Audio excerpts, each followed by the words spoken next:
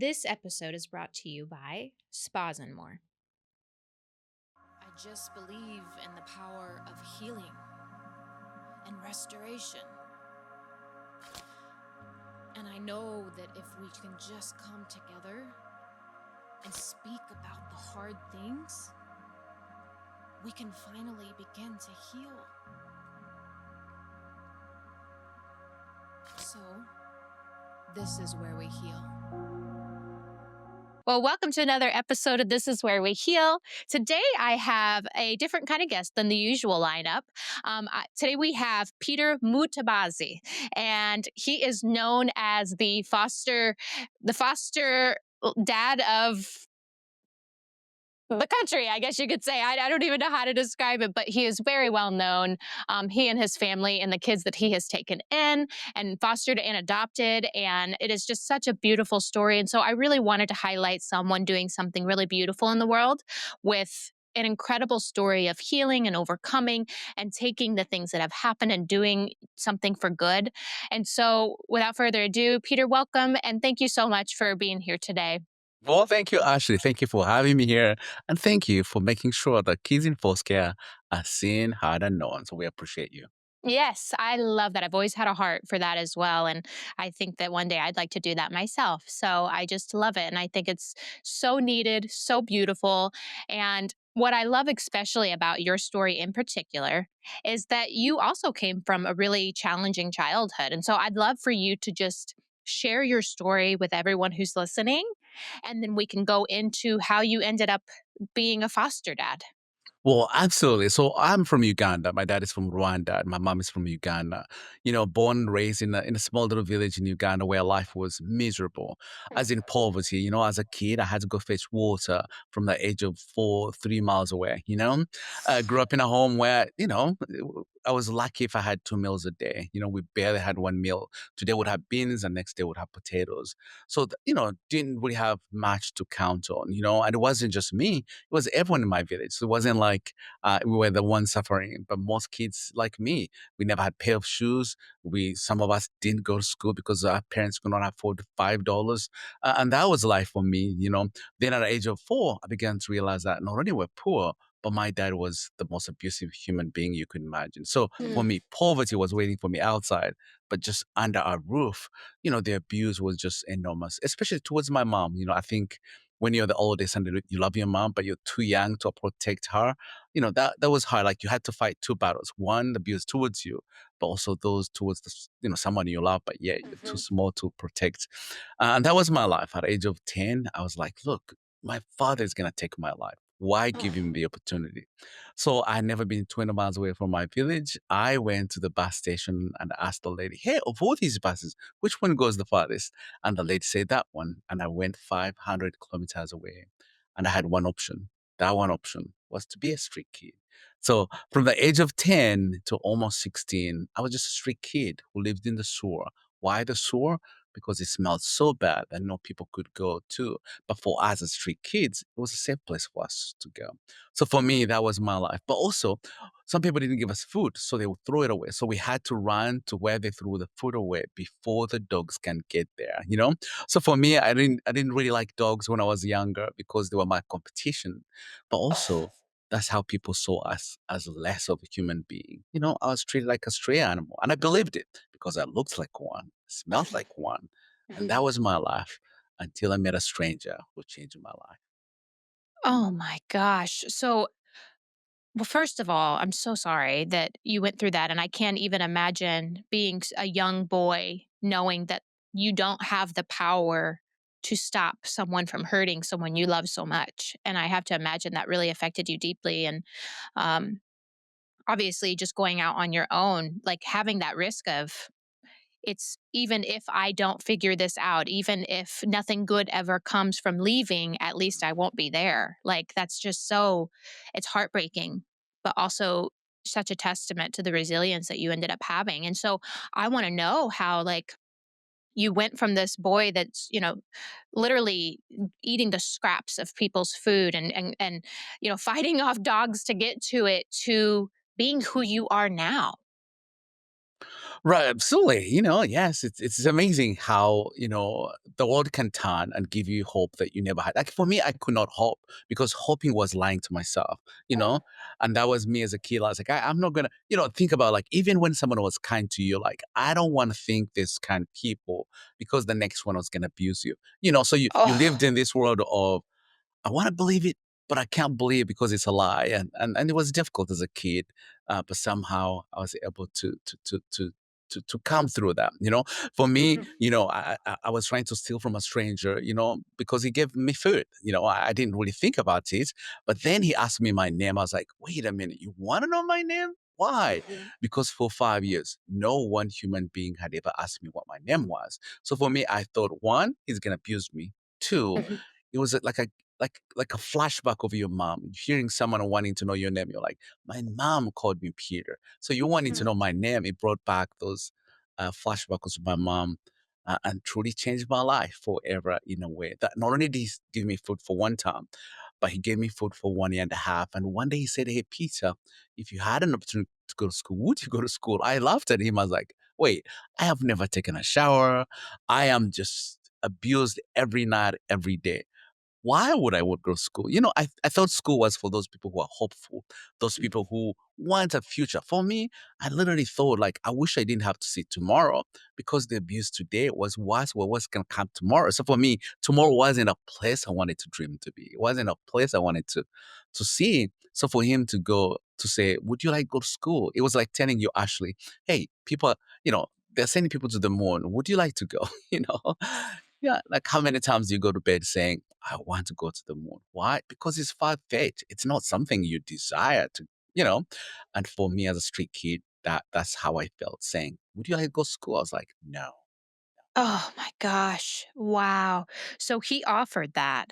And obviously at that time you're like, yeah, no, that's not for me. I don't go to school. There's no hope for my future. There's nothing here. I'm no better than the dogs that you see on the street. So why would I do that?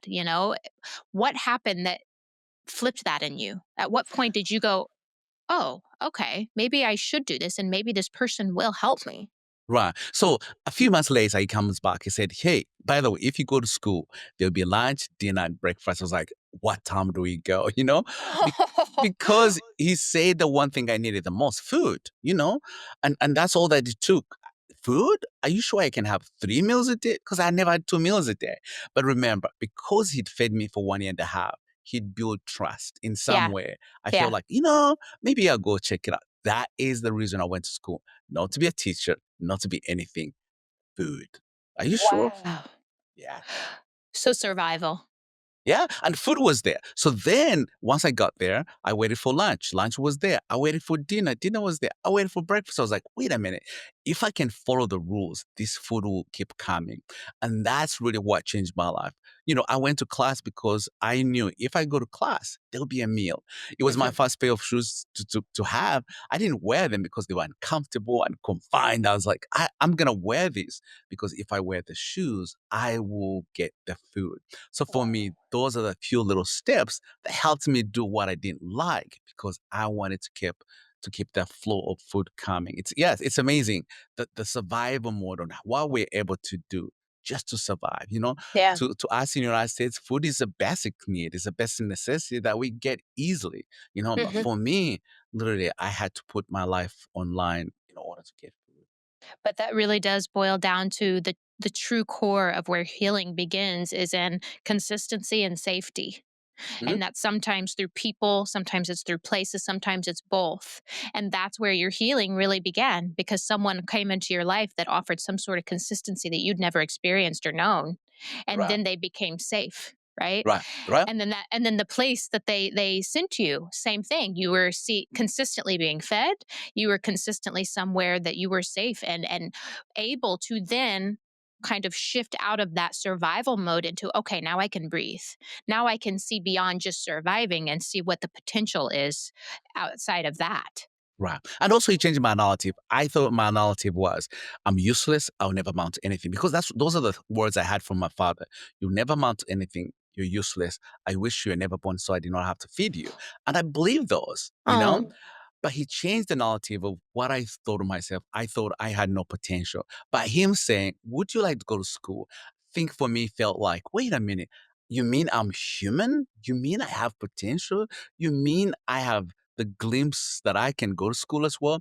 So it's those that he really changed for me that I was like, you know what? Yeah, absolutely. I would like to go to school. Not did I go to school, but he also brought me to his home after 3 months at school. He's like, you know what? This kid hasn't made it. Let me introduce him to my family. And I think that's what sealed it because for the first time, I saw a father who was eating with his kids. I saw a Oh. father who was kind. I saw a father who deserved the best he could for everyone in his family. And now gave me kind of like a standard of what to be. So Mhm. now I went back to school saying, you know what? I want to be like that man. Be kind, Mhm. be generous, be kind to your family, and be polite as well, something I didn't know men could do. I grew up from a family where men were just mean, abusive in every shape, form. And I believe that every man is that way in some way because it's Mhm. one example that I saw. So seeing the different example, I was like, hold on. I wanna have that. Oh, that's so beautiful. I read somewhere when I was taking college courses that the number one determining factor for a little boy's success in life is the example that he has and an education. Mhm. And I thought, and so that is literally your story. You find, Absolutely. yeah, you finally were given an example of what you could be. And because of that, you were able to believe in yourself that you could be that. And that's Right, so and beautiful. and I pursued it that way because now I excelled to school. Now I knew what I wanted to be? Mhm. And absolutely, you're right. When we have no example of what to aspire for, we don't? Yeah. And for me, that man and his family became that for me. Like, wait a minute, if there's a family I could ever want to be, it's gonna be just like him. Oh, that's so beautiful. So, how long did you end up staying in that family? And then how did you transition from uh, that into your own kind of life where you became a single foster dad? Well, so absolutely. So I mean, they're still my family to this day for sure. Everyone thinks he's my bio parents. I'm like, no, he's actually kind of my foster dad. So I went to high school, and then I went to university in Uganda, and then I went to university in England, and that's how I came to United States through the kindness of a stranger that changed my life, not just my life, but my entire family as well. Hmm. And that was how I got here. Truly began to see, dream big, running away as a street kid and then living in the United Kingdom, I was like, wow, a street kid living under the bridges of Kampala, now traveling all over the world, like, wow, what a change and what a world. And I think I felt gratitude that, wow, if a kindness of a stranger can change my life, I want to pursue the same, really change the lives of those around me. And so since then, I've always worked for companies that either, are there to, advocate for children or really helping the most vulnerable has been the way that I feel I can give back. Yeah, that's so beautiful. I love that. And that is truly, I believe, the whole purpose of it all is to extend not only just the wisdom that you gain through pain and suffering, but the love that you are able to cultivate because someone else took a chance on you and showed you love. And it's just, oh, I love it so much that you're doing this. So tell me the story about how you first became a foster dad. Right, absolutely. But so when I came to the United States, it wasn't easy. I think for me, I struggled with my faith. When I came to the United States, the first day I went to dinner and they gave me the most delicious food I've ever had before. And as I was eating, I noticed like there were people, the waiters were carrying plates and taking them away. So I said, where's that food going? And this person is going to be thrown away.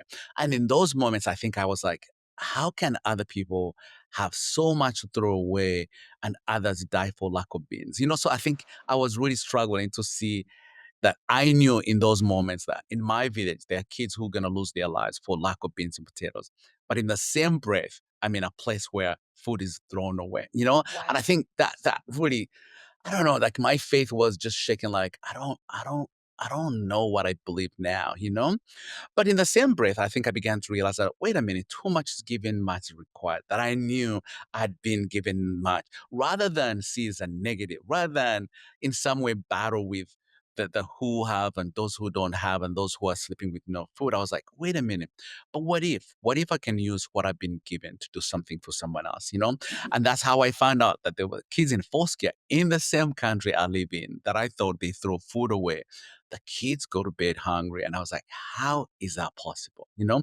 And I think for me, I didn't want to hear the words like, hey, you know how some of us go to church and they tell us, hey, make the you know, be there for the least of these. Like I just had to take the steps to do so. Yeah.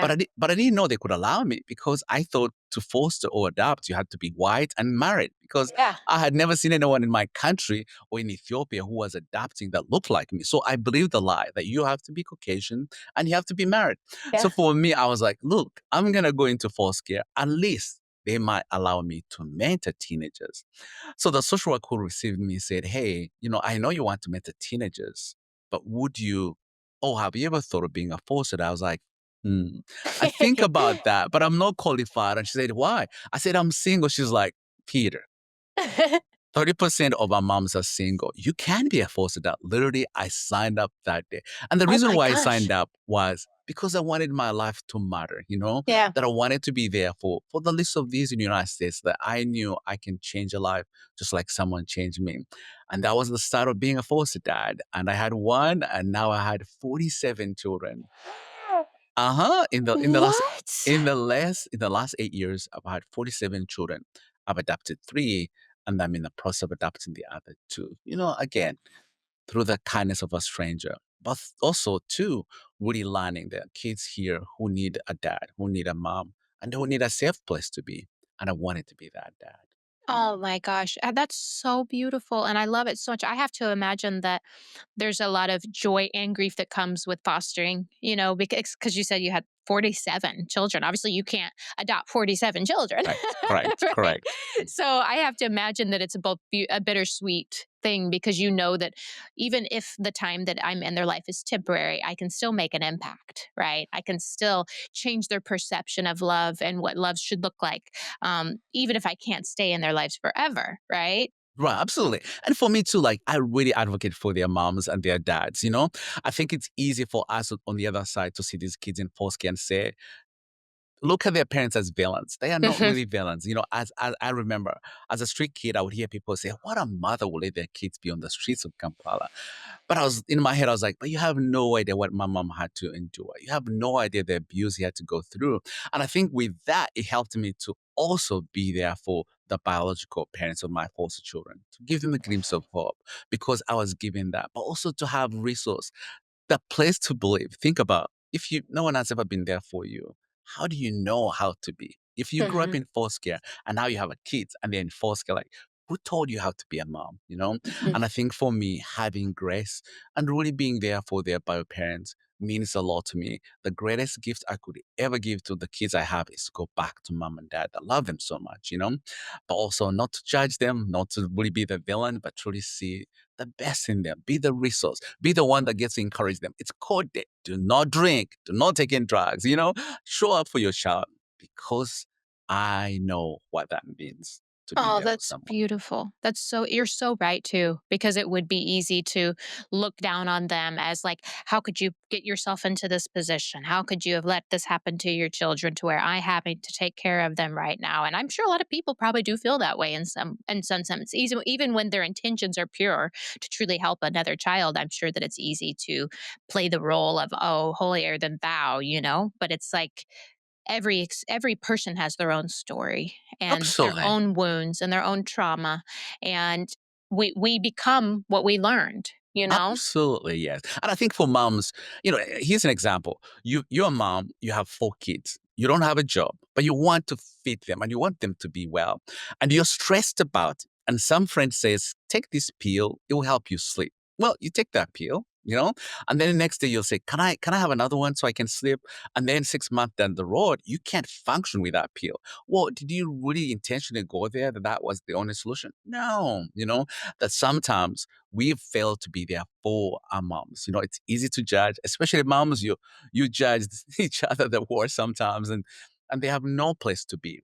And I think for me, I've learned to say, I'm not here to judge what you're going through, but I want to help you succeed. And what Yeah. steps can I come alongside to really give you? And you're absolutely right. Sometimes we become of what we know, we become of who we are. And I would like to change that. Yeah, that's so good. And that's truly living and extending the love of God when you can do that and look beyond the imperfections of a person and see that there's someone that God really loves too. And there's someone that God wants to see do well too. And there's Absolutely. someone that God is rooting for too. And so, really, Yes. it's our job to do that as well, you know? Yes. And he does that for us. Like to know I fail every time, but he still loves me. And to Mhm. do that conditional love, boy, I thought I was a Christian until I became a foster dad. Then I was like, man, I need that unconditional love every day, Facts. and extend it to others. Why? It doesn't mean that I just have it, but I have to extend it to others, Yeah. even sometimes when it's uncomfortable Mhm. and it's hard. It is hard. It's so hard, but it's so worth it too, Yes, because we get the love that we give, you know? absolutely. So let's dive into the kiddos that you have now. And I want to talk about, obviously I saw the video with all of them, but the what's your son's name? The oldest that you Anthony, have? Anthony, Anthony. yes. That's right, Anthony. So he was the first one that you adopted, correct? Correct. Yes. So tell me the story about that and just how that relationship has been cultivated in the process. Well, yeah, absolutely. So he's my number 11, so I had 10 kids prior before coming. So I had two siblings who had gone back home and I was feeling so broken, and I needed Mm. some time off. So I told my social worker, like, hey, I need a break, at least 3 to 4 months to heal over this. Yes, we get to love them, but as a foster parent, no one taught me how to say goodbyes. So they leave us in every bad way you could think of. So I was like, I need a break. It was on Monday. On Friday, I get a phone call from the same social worker, and she said, hey, Peter, there's a kid that needs a place to stay for just the weekend. I was like, no, no, I'm not taking it. And then she said, well, this kid is at the hospital and he really need help. As soon as I had the hospital, I was like, oh, okay. So I said, I'll take him on a condition that you pick him up on Monday. So he comes at 3 in the morning into my home. As soon as he entered, the social worker left. So I said, hey, you can call me Mr. Peter. Don't worry about my last name. And he looked at me and he said, hey, but can I call you my dad? You know? 20 minutes in my room. This is what I said. I said, hell no. You're like, whoa, No, whoa. no, no. And the reason why I think I said no was I have seen 10 go home. Like, you just can't come into my home for a few minutes and then you're dangling the dad word in front of me, like, no, you're leaving on Monday. Please don't. And he looked back and he said, but I was told I'm 11 years old. I can choose who my father should be. You should be my dad. I was like, dude, knock it off. You're leaving on Monday. So on Monday, they come to pick him up. And finally, I was like, so why was he left at the hospital? And the social worker said, "Hey, well, uh, he was adopted at 4 years old, and the family that adopted him just dropped him at the hospital, and they never said goodbye, and they never said why they didn't want him anymore." And in those moments, I was like, uh, "Wait a minute." I, I think I went back to my 10 years running away. I was like, "I can't let him go." I was like, so where is he going? They're like, well, we're looking for a group home. I was like, forget it. Just give me his paperwork. He will stay. Yeah. And in those moments, I knew he would be my son because he'd said, can I call him my dad? And knowing the history, I was like, absolutely. I would like to adopt him. And from Mm. there, I knew he would be my son. And he knew it. Aw. And it's been a joy. Yes, a lot of growth, I can be honest. To every child in foster care who comes with trauma. Yes, but he Yeah. is a wonderful kid who's grown up and he's now 19 and he's in college right now. Oh, that's incredible. And that's an opportunity he may have never had he not met you. Absolutely. I could not have seen his life get better in a group home. Yeah. Yeah, that's tough. That's tough. And the odds are not in their favor. And that's for Absolutely. sure. Yeah. And for me too, you ask God to give you something and then he gives it to you and you're questioning why he gave it to you. You ask for it. Yes. So I think in those Yes. moments like, I wanted to be a dad. And there's a kid here saying, can I be your dad? I'm like, I'm gonna be your dad. I'm like, no, no, not today. And I think sometimes we request things and when they come so fast, you're like, I wasn't expecting today. I was hoping That's for the so next true. 5 years from now. Yeah. You're like, wait, Lord, no. No, not today. I Not today. wanted that, but I Wait, didn't want wait. it right now. Thanks, but not right now. Yeah. Exactly. Yeah, 100%. God's like, you literally just asked me for it. What do you mean? Yeah, Yeah. you've been asking me for how many years? And now you there's one there." I'm like, "Are you sure? Are you?" I love it so much. I'm sure that with that though, there's that ache in your heart of what if I can't hold on to him though, and you have that fear and and that wound of I love them and then I of course I have to give them back and that's part of it and that's okay and that's beautiful in many ways, but it is painful, you know. Absolutely, yes. It's hard too, but it's the right thing, but it's difficult, you know? It's Yes. and I people say, "That's why I'm not a foster parent because I'm afraid to let them go." And I'm like, "Actually, you are the right parent because most of the kids have never had attachment or really struggle with attachment disorders, that when you attach to them, we get to teach them what attachment, what healthy attachment means. So the one thing sometimes people say I cannot do because I'm afraid they will go, actually, it's what we need Yeah. because you will fight for them. You do the best for them because you get attached. And that is a good thing. Yes. Oh, that's so beautiful. So you also have three others. You said the one is still in the process of being adopted, but you have and it's I know you have another little boy Right. and another little girl. Yes. And then the fourth one? Yeah. So I just got a fourth one. He's just been with us for 4 months, Oh, So yeah, we're looking forward to adopt him. And then adopted two siblings. So the little one, the youngest sibling, is a sibling to the two that I just adopted. oh, that's incredible. Yes, I but know he's that still in doesn't get to foster. happen very often No, because yes, most families can't take in so many children, and I try to do my best to keep siblings together. yeah, that's beautiful. Thank you for doing that. So, if you could like just give a message to anyone who's listening and let's just say they've also been through a lot and they have a heart for children in the way that you do and they've considered adoption and fostering and all those things, is there something you would tell them to encourage them? Well, absolutely. So I will share with my personal. So for me, my first fear was I didn't have a good childhood. Like I was afraid I'll be my own father. That was my fear. Like I don't want to be my dad. But I'm different. I'm not my father. Sometimes we get hold on that past and somehow fail to do the best for the future because we hang on the past. And I didn't want the behaviors of my father determine my future or dictate what I could do. So that was one thing I had to deal with. The other thing was doubts. There's very, very few single dads who are foster parents. So I knew the scrutiny that I would get, but I also knew that I cannot let that really change the way I want to change life for others because that's how someone did for me. So I had to really take those off. The other part is uh, um, fostering, yes, as single parents is difficult, but there are Mhm. ways you can when you have good family and good friends that will come alongside you and truly help. So Mhm. those can truly help you move forward and be the best parents you can be. The other part is the tradition. Tradition says get married and have children. I disagree with that. There's some people who can truly be dads and good moms, but they're not married yet. So you can actually serve in that capacity while you're waiting for the traditional to come. Mhm. If your mom, don't wait to say, look, I want to be a mom, but I want to get married. Yes, God will bring that person. But meanwhile, you can actually be a good mom to someone who needs you.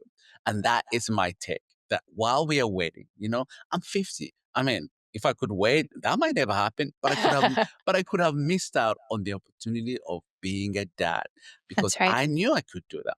And Yeah. moms too, you want to do something, but you're waiting for the traditional way. I would say, truly, you can be. And when that person comes, actually, they already love what you're all about, that you can Amen. you can do that. Absolutely. The other part is if you really had a bad childhood, all things that happened to you, seek help. And that would help you. And I think with that, you can come into force care because force care will trigger everything you've gone through, Yeah. good and bad. Yeah. But when we heal on the other side, then we're able to come alongside as fresh as new, but also as willing to learn from our mistakes and be there for those who need us the most. So do not be discouraged, That's but so good. use your past to do good. Use it. Yeah.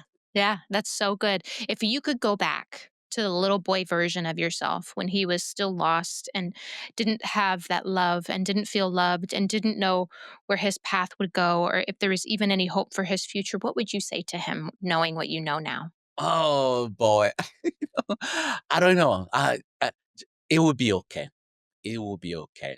And every night, that little Peter to say, yes, it's difficult. Yes, you don't know the future, but it's gonna be okay. And hang in there. That's what I'll tell him because that was my only worry that I worried every day that what I did, what I said was based on I only have today. Yeah. That Yeah. if I knew I had the next week, I would have acted differently. Yeah. So I think I'll tell that little Peter to say, it's going to be okay. Hang Yeah. in there. And I would tell him, your story is your purpose. Your story is your purpose. It So is. yeah, I don't think had again where I come from was really difficult. And I would never wish anyone to go through that. But I don't think I would ever want to change that. Yes. That it's Yes. given me empathy, a different way that I look at things. I don't think I would be a false parent if I had no empathy of children the same way I had to deal with abuse that I had to endure. So yes, I would say I don't know if you know the story of Joseph. Joseph, ran away Yeah. and when his brothers found him, he said these few words that stuck to me. He said, for what you meant for evil, God used it for good to save a life. That meaning, hey, we got a past, but we can embrace it and we can use it to do good for ourselves. And if you're in there struggling or holding on the past, I'll be honest to you. The past is robbing you of what your future should be. That's The exactly it. past is dictating what the future is for you, while you could embrace it and use it to do good and have a better future for sure. Oh, that's so good. That's so good. Thank you so much for your time today. I would love to support you in any way I can and your kiddos and share anything and just see your journey unfold with all the kids and what happens and unfolds for them as well. You are such a light. You are so important, so valuable, and I'm so grateful that there are people like you that have broken the chains of their past and truly took what the enemy meant for evil and turned it into something good. You are truly a lighthouse, and I hope you know that, and how grateful that people like me are for people like you. Thank you. Thank you for making us seen and heard and known. Yes, I can't wait for this episode to air. And for anyone who's listening, you can find Peter on Instagram. Do you have Facebook as well? Yes. Posted that Peter or Peter Mutabazi. Okay, yes, you can find him on there. I'll obviously share his stories and tag and collaborate him, but also just look into it and his story and you will be so inspired. It is such a beautiful story and again, thank you so much for your time today and I'm so excited to see what God does for you guys. Thank you, Ashley. Thank you. Bye-bye.